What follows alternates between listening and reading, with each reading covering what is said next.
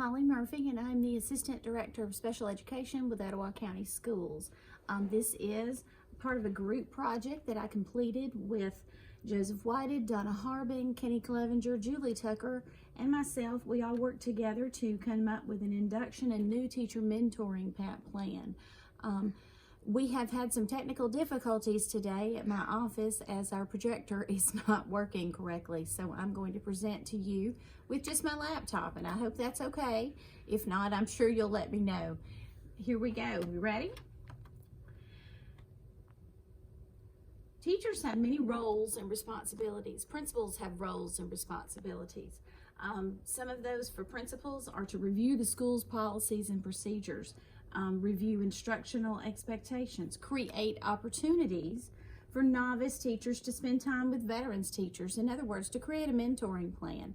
Teachers need to learn from others in order to be able to do their jobs effectively, especially for new teachers.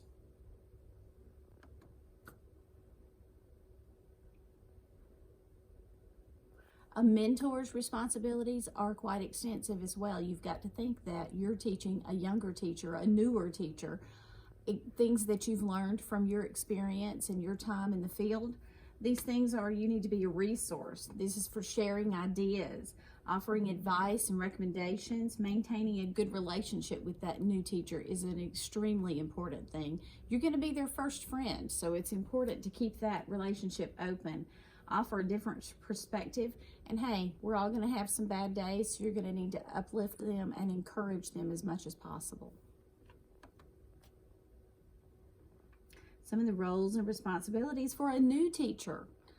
First of all, they don't know their roles and responsibilities, so it's up to the mentor and the principal to let them know what they are. But some of these things for the teacher that she or he needs to be sure that they do is ask questions. You're not going to know what you need to do until you ask. You're not going to know how to effectively do the things you need to do in your classrooms unless you're asking questions all the time. You've got to be in a constant state of learning.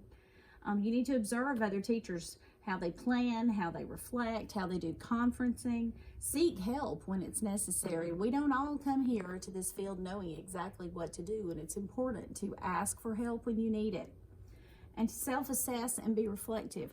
After you ask for that help and you try the things in your classroom and try to do new things, it's important for that new teacher to sit back and think, okay, what could I have done differently? What worked this time? What might have worked better? Be reflective. It's important. The state of Alabama has an educator code of ethics, which is found in the Alabama Code of Ethics, and it's a listing of professional behaviors, things that are expected of us as educators that we do to ensure that we're doing the right thing, that we're using an ethical judgment, that we're making ethical decisions. And it's a good thing to sit down and go through with that new teacher, and the mentor and the new teacher should do that together.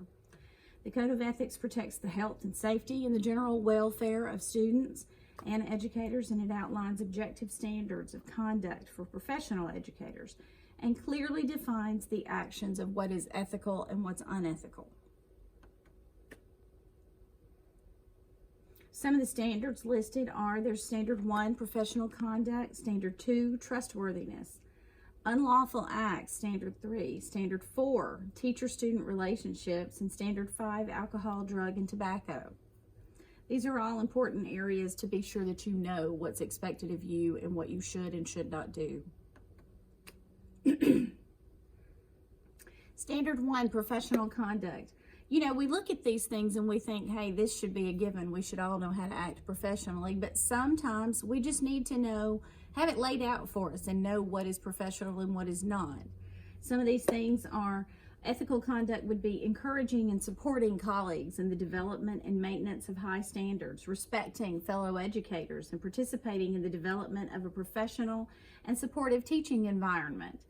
Engaging in a variety of individual and collaborative learning experiences that are essential to developing professionally in order to promote student learning. It's all about the students. Standard 1, professional conduct also includes unethical conduct. Some of these things are harassment of colleagues. That's never a good thing. Don't ever do that. Mismanagement or misuse of test or testing materials. We'll go through training at testing time, and everyone has to be trained and sign off that they understand what their role in the testing procedure is, and it's important to know what's ethical and what's unethical. Inappropriate language on school grounds. Use of profanity, it's just not necessary. It doesn't show your intelligence. It actually shows sometimes that you just can't come up with a better adjective. So I suggest never using profanity on school grounds or anywhere else for that matter. Physical altercations, you want to make sure that you don't have any of those. Those are completely unethical. And failure to provide appropriate supervision of students, that's unethical. It is our utmost responsibility as educators to make sure that the students in our care are taken care of, that they're safe, their well-being is very important, and that they're learning. Next, we look at trustworthiness. Well, we think about friends that we have in our lives and how trustworthy they are. Well, it's just as important to be trustworthy as an educator. Some of the ethical conduct would include properly representing facts. Always tell the truth. That's not hard. Advocating for fair and equitable opportunities for all students. You want to make sure that you are giving all students in your care the most fair and the same opportunities as everyone else. You want to embody for students the characteristics of intellectual honesty, diplomacy, tact, and fairness. Be the example to the students in your classroom. Many times they come to us from homes where the example's not quite as strong as it needs to be, and they look to us for that role model behavior. So be the example. And we have unethical conduct. There's always that. Some of the examples of unethical conduct would be falsifying or misrepresenting or omitting or erroneously reporting professional qualifications. Be honest about what your strengths and weaknesses are, what you're qualified to do. Falsifying or misrepresenting, omitting, or erroneously reporting information submitted to state, federal, and other government agencies. Again, that's a big no-no.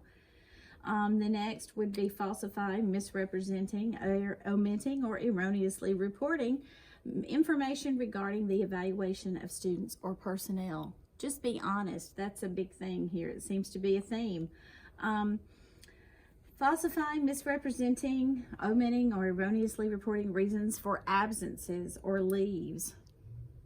And, of course, you need to also be honest when it comes to reporting information submitting in the course of an official investigation or inquiry. Make sure that you're telling the truth.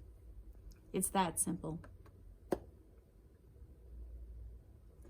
Standard 3 has to deal with unlawful acts, and educators should abide by federal, state, and local laws and statutes.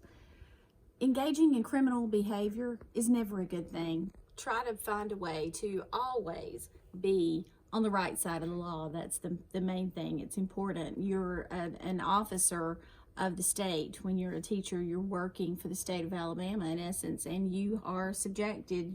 It's important that you are a lawful member of society. Some of the ethical conduct dealing with teacher and student relationships. Now, we live in the days of social media. Social media is everywhere. You can't get away from it. And my husband made a comment once about how you may as well just embrace it. It's there. So when we think about social media, we need to think about ways to make sure that we're keeping that fine line between a teacher-student relationship separate. Those two things do not need to cross. Some of the things that you do as far as ethical conduct, as far as the Educator Code of Ethics, would be fulfilling roles of a trusted confidant, a member, and an advocate for student growth, nurturing the intellectual, physical, emotional, and social and civic potential of all students, providing an environment that does not needlessly expose students to unnecessary embarrassment or disparagement. You want to make sure that you're just being nice in the classroom. There's no reason to embarrass students when they come in your room, for whatever reason. Creating a supporting and maintaining a challenging learning environment for all students. Those are all important things that deal with ethical conduct. Teacher-student unethical conduct would be things like committing any act of child abuse, physical or verbal, committing any act of cruelty to children or any act of child endangerment, soliciting any unlawful sexual act, engaging in harassing behavior on the basis of race, gender, national origin, religion, or disability. That is just a terrible thing. Soliciting, encouraging, or consummating an inappropriate written, verbal, or physical relationship with a student. Furnishing tobacco, alcohol, or illegal unauthorized drugs to any student or allowing a student to consume those substances in your care. Those go without saying that we never need to engage in that kind of activity.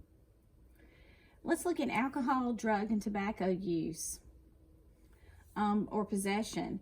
If you're caught with this, factually representing the dangers of alcohol, tobacco, illegal drug use, and abuse to students during the course of professional practice, you should refrain from the use of this during the course of any school day and never use illegal drugs or unauthorized drugs.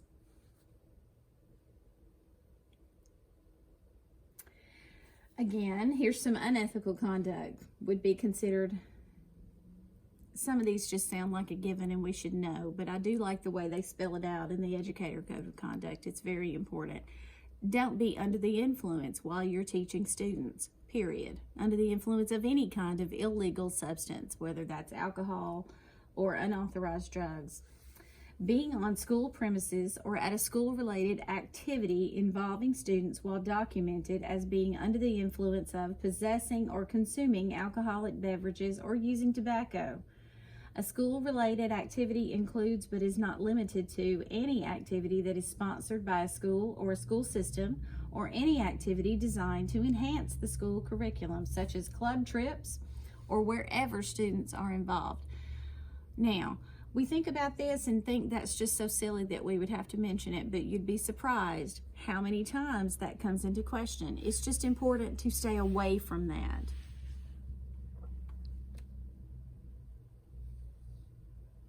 Some of the legal issues for beginning teachers that you've got to think about are FERPA, confidentiality, teacher-student relationships, social media and school law and religion, search and seizure, and due process. Cheating on state assessments, that's something that you guys would have to think about. We're going to take each one of these just individually.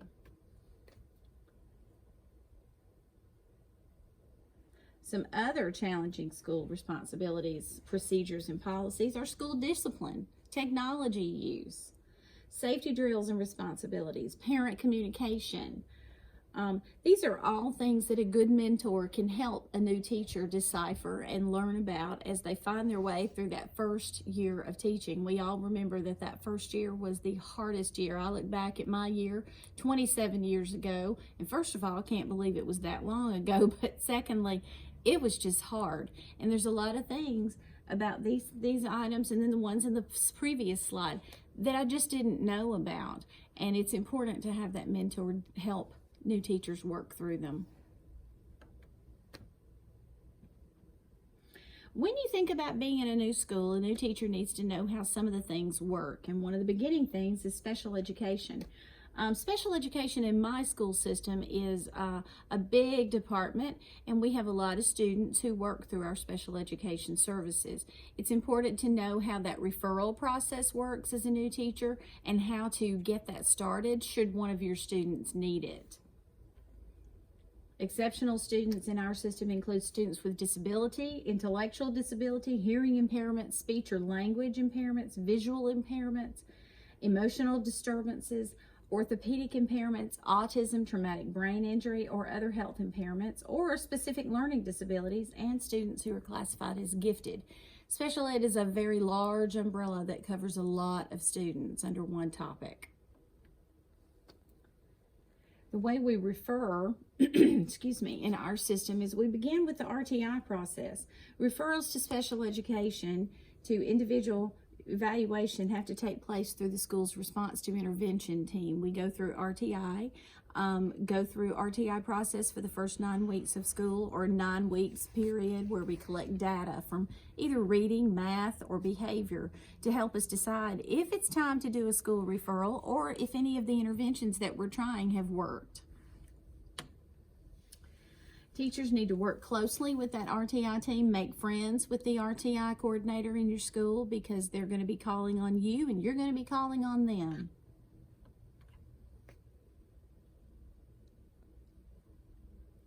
English language learners. We have an influx of students in our system who are learning English as a second language. These are kids who are coming from different places as they immigrate to our country, and some of the things that we need to do with them is we've got to be mindful of what their needs are. Students who are unable to communicate fluently or learn effectively in English, who often come from non-English speaking families, are classified as English language learners. And we work with them in both the English language and in their academic courses. We have a career and technical center here in Etowah County Schools, and it serves many of our students that are working towards career standards, that are working towards moving into the workforce upon graduation.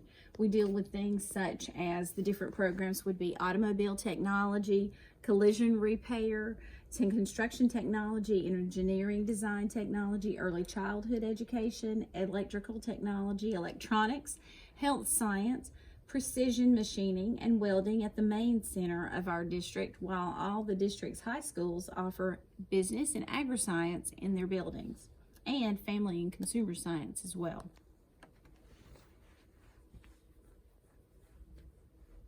We have pre-K programs in our system as well, and teachers need to know about those. New teachers do. Our district has pre-K programs through the Office of School Readiness. We have those at several of our elementary schools, and they're quite different from our special education preschools that I'll talk about in just a second. These programs are for students who are 4 years old and going to be attending kindergarten in the next year. There is some, they offer a very rigorous program that's centered around conscious discipline and following those OSR guidelines. Registration is done on the district website for this, and then they do it through a lottery, choosing who gets to go in after you've registered.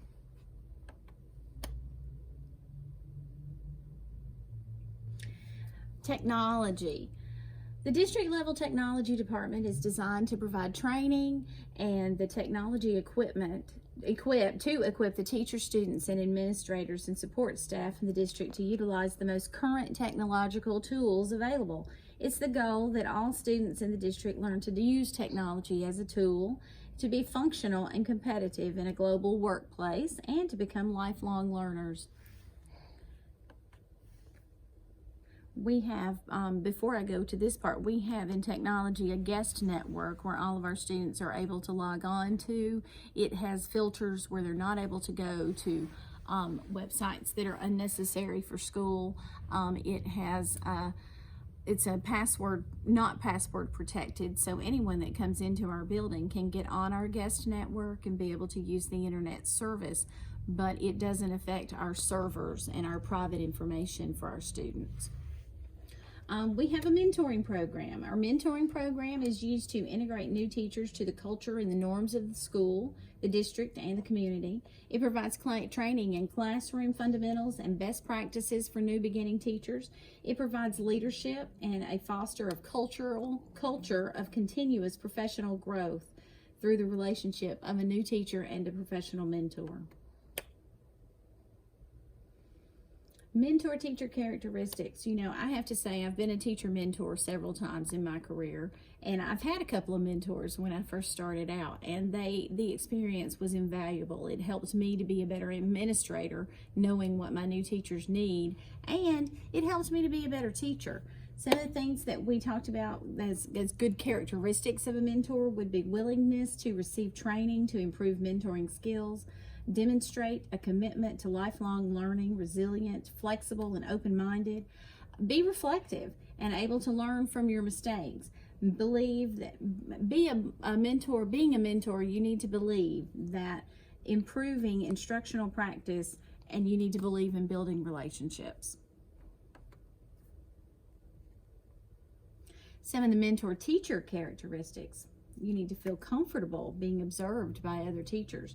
Have confidence in your own skills. Collaborate well with other teachers. That's always a plus. It needs to be somebody in the school that's regarded as one of the best, one that you think you want to learn from. I used to always tell my teachers that mentor teacher needs to be the one that makes others want to be better. And good classroom management skills are always a plus too.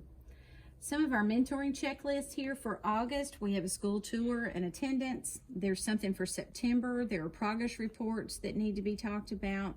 In October, they need to work about maintenance requests, how to deal with report cards using data, observations, teacher observations in November and December, and it goes all the way through the rest of the school year of the different things that need to take place, with ending in May with end of the year checklist things that we do to close out the school year, and reflection on how the year has gone. What are some things that happened that year?